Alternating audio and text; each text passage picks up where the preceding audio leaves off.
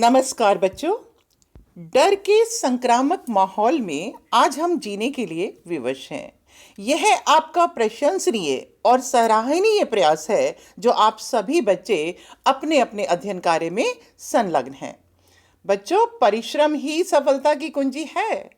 चलिए इसी वाक्य को जीवन का मूल मंत्र मानकर आज हम बड़े भाई साहब नामक गद्य पाठ के अभ्यास प्रश्नोत्तरों को दोहराते हैं। बच्चों, इसको मैंने दो भागों में बांटा था। पहले भाग में भी मैंने कुछ प्रश्न दिए थे और दूसरे भाग में भी मैंने कुछ प्रश्न लिखे थे।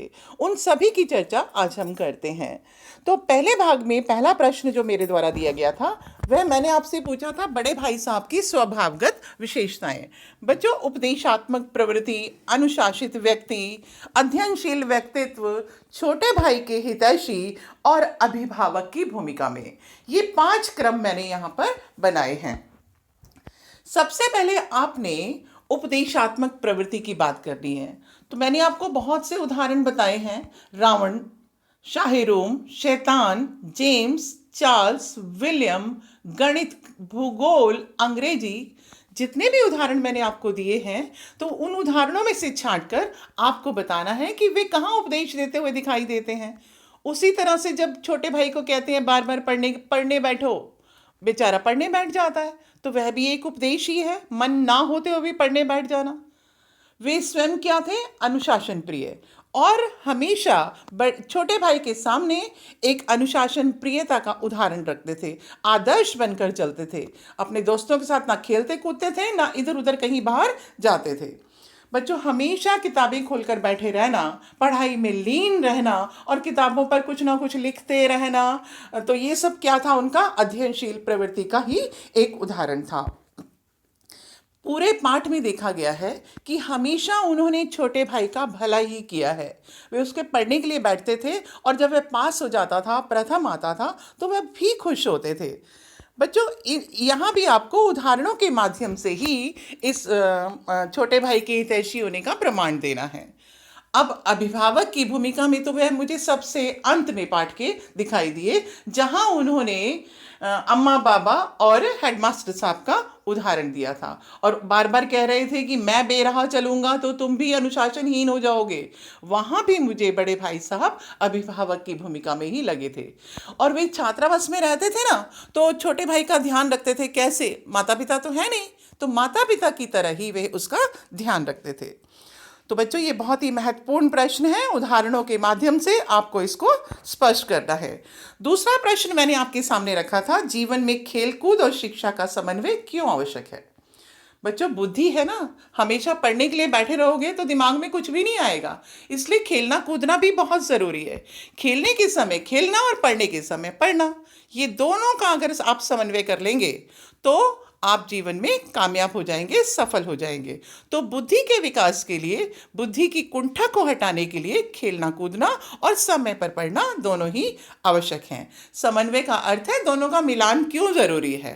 बच्चों, पहले एक धारणा थी, पढ़ोगे लिखोगे तो बनोगे नवाब, खेलोगे कूदोगे तो बनोगे गवार। लेकिन अब ये धारणा बदल गई है। वर्तमान में आकर हम कहते हैं पढ़ोगे लिखोगे तो बनोगे नवाब, खेलोगे कूदोगे तभी होगा विकास। तो शारीरिक और मानसिक वृद्धि के लिए, विकास के लिए हमें आवश्यक है खेलना कूदना और समय पर पढ़ना। हमारा तीसरा प्रश्न था, बड़े भाई साहब बार बार अनुत्तीर्ण क्यों हो जाते थे? आप हमेशा किताबें लेकर खोलकर बैठे रहिए, समझ में कुछ आएगा नहीं, बार बार उसी को पढ़ते रहिए।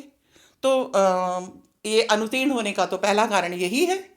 दूसरा, ना खेलते थे, ना कूदते थे, ना दोस्तों से मिलते थे, हमेशा रटते ही रहते थे।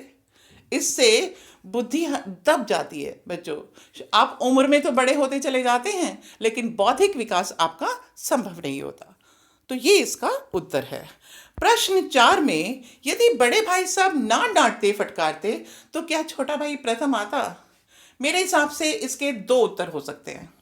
अगर मैं हाँ में कहती हूँ, वह बुद्धिमान था, थोड़ा ही पढ़ता था, लेकिन उसको सब समझ में आ जाता था और वह परीक्षा में भी अव्वल आ जाता था, खेलता कूदता भी था समय पर, तो पहला तो विचार ये हो सकता है कि हाँ, अगर वे उसे डांटते फटकारते भी नहीं ना, तो भी वह प्रथम आ जाता। लेकिन बड़े होते हैं छोटों पर एक निगाह रखने के लिए। वे ही अगर उसे बेराह होने देते और खुद उसके सामने आदर्श प्रस्तुत ना करते और वह खेलता कूदता रहता, तो ये अनुशासनहीनता उसे कभी भी पढ़ने के लिए प्रोत्साहित ना करती। बच्चों, फिर कुछ मुहावरे दिए थे, दोनों ही भागों में कुछ मुहावरे दिए गए थे जिनका अर्थ मैंने पहले भी बताया था, अब लिखकर आपको बताया है।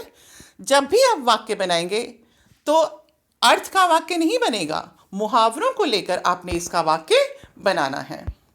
तो इस तरह से आप इनको पढ़कर वाक्य बनाकर इसे पूर्ण करेंगे। दो आशय कथन मैंने आपके सामने रखे थे। पहला था, बुनियाद ही मजबूत ना हो तो मकान कैसे पायदार बनेगा। मैंने आपसे कहा था इसको आश्रय और विशेष के रूप में लिखना है। मकान को देखा है कभी बनते हुए? उसका आधार देखा है? कितनी मिट्टी सीमेंट वगैरह जो भी आप भरते हैं उसके आधार को मजबूत बनाते हैं, फिर तभी तो एक मंजिला, दो मंजिला, तीन मंजिला मकान ऊपर बनता है। तो उसकी नींव को सुदृढ़ करने के लिए उसके आधार को मजबूत बनाया जाता है। यदि मुझे पता ही नहीं कि अंग्रेजी क्या है, या हिसाब को कैसे पढ़ते हैं, या सामाजिक विज्ञान को कैसे पढ़ते हैं, तो फिर आगे जाकर बड़ी कक्षाओं में उसका अध्ययन हम कैसे कर पाएंगे। तो इसलिए विचारधारा को सुदृढ़ता प्रदान करने के लिए बुनियाद का मजबूत होना बहुत आवश्यक है। लेकिन बच्चों, इस पाठ में इसका एक नकारात्मक पहलू है। बड़े भाई साहब एक ही कक्षा को पहले तो अनुतीर्ण हो जाते थे और फिर एक ही कक्षा को 2 बार या 2 से अधिक बार करने में यकीन रखते थे। ये तो नकारात्मक पहलू है। आपको इसका सकारात्मक पहलू लेकर इस पर चर्चा करनी है। तो आशय और विशेष मैंने कहा था, यहाँ पर उन्हीं 2 क्रमों में इसकी चर्चा मैंने की है। एक और आशय कथन था, अहंकार मनुष्य का विनाश करता है। आप भी जानते हैं घमंडी होना कोई अच्छी बात है। घमंड है तो घमंड इस बात का है कि मैं सब कुछ कर सकता हूँ, लेकिन ये अच्छा नहीं है। जीवन में की सफलता के लिए, जीवन में आगे बढ़ने के लिए हमें हमेशा विनम्र रहना पड़ता है और दूसरों के सामने सिर झुकाकर चलना पड़ता है, बड़ों का आदर करना पड़ता है। अगर ये मूल्य हम में है तो हमें सफलता से कोई नहीं रोक सकता। इसमें भी उन्होंने उदाहरण दिए हैं, जैसे आप रावण का उदाहरण दिया था, शैतान का उदाहरण दिया था, तो आप उसको फिर से दोहरा सकते हैं यहाँ पर। बच्चों, दूसरे भाग में मैंने जो आपको उदाहरण दिए थे, उन उदाहरणों को भी आप प्रथम भाग में उनका प्रयोग कर सकते हैं। फिर अभ्यास मैंने दिया था, बड़े भाई साहब पाठ में समूची शिक्षा के तौर तरीकों पर किस प्रकार व्यंग किया है। एक तो बार बार बड़े भाई साहब टोकते रहते थे, अंग्रेजी पढ़ोगे ना तो सब समझ में आ जाएगा, पता चल जाएगा कितनी मुश्किल है। दोयम की जगह पंचम लिख दिया ना तो सब गलत हो जाएगा, सारा सब कुछ बदल जाएगा। तो इस तरह की जो वे बात करते थे, तो अंग्रेजी पर अधिक बल देकर यहाँ पर समूची शिक्षा पद्धति पर उन्होंने जो है व्यंग्य किया है। एक वो कहते हैं हमेशा किताब लेकर बैठे रहो, उसे पढ़ते रहो, याद करते रहो, तो ये रटंत प्रवृत्ति है। रटंत प्रवृत्ति से कभी भी बुद्धि का विकास नहीं होता है। तो यहाँ पर भी किताबों में कुछ लिख दिया गया है, उसे हम याद कर रहे हैं, भले ही हमें समझ आए या ना आए। तो ये अपने आप में ही शिक्षा पद्धति पर एक व्यंग है। अगला प्रश्न था बच्चों, बड़े भाई साहब जीवन में अनुभवों को की किताबों से अधिक महत्व क्यों देते हैं। तो पठित विषय वस्तु को भी पहले तो आपने उदाहरणों के माध्यम से ही स्पष्ट करना है। बच्चों, जीवन निरंतर चलता रहता है, इसमें कभी सुख आते हैं, कभी दुख आते हैं। दुख जाते हैं तो सुखों का आगमन शीघ्रता से होता है, और सुख आते हैं, दुख आते हैं, तो ये एक समानता बनी रहती है। बच्चों, इन विषम परिस्थितियों में जो बाधाओं को झेलकर आगे बढ़ता है वही सफलता का पर्याय बनता है। तो इस तरह से यहाँ पर अनुभवों की बात करके किताबों की महत्ता को कम दर्शाना है। अगले प्रश्न में, बड़े भाई साहब को आप अपने मन की इच्छाएं क्यों दबानी पड़ती थी।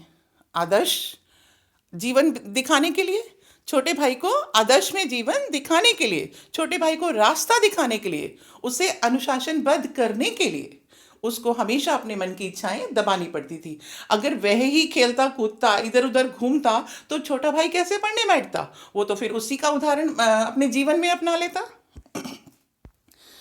अगला प्रश्न था, छोटा भाई कक्षा दर कक्षा प्रथम आकर भी बड़े भाई के सामने मौन क्यों रह जाता था? बच्चों, मैंने पहले ही कहा था, हमारा देश संस्कारवान देश है।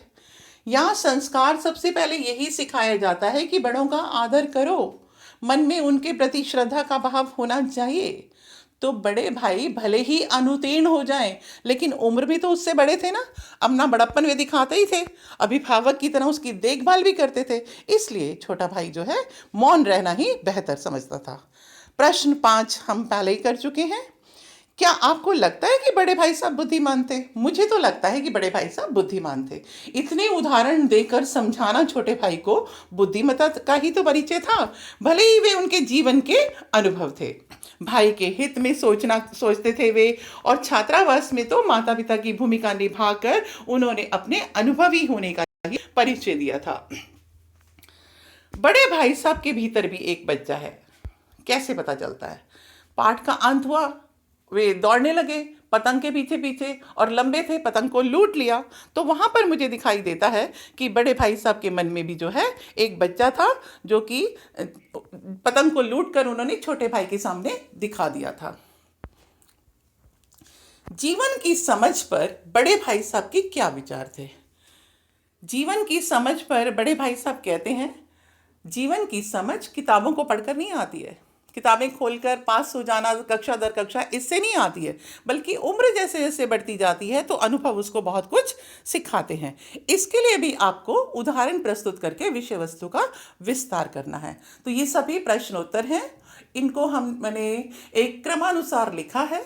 आपको अगर इसका विस्तार लिखना है और लिख कर जो है मेरे पास पहुंचाना है।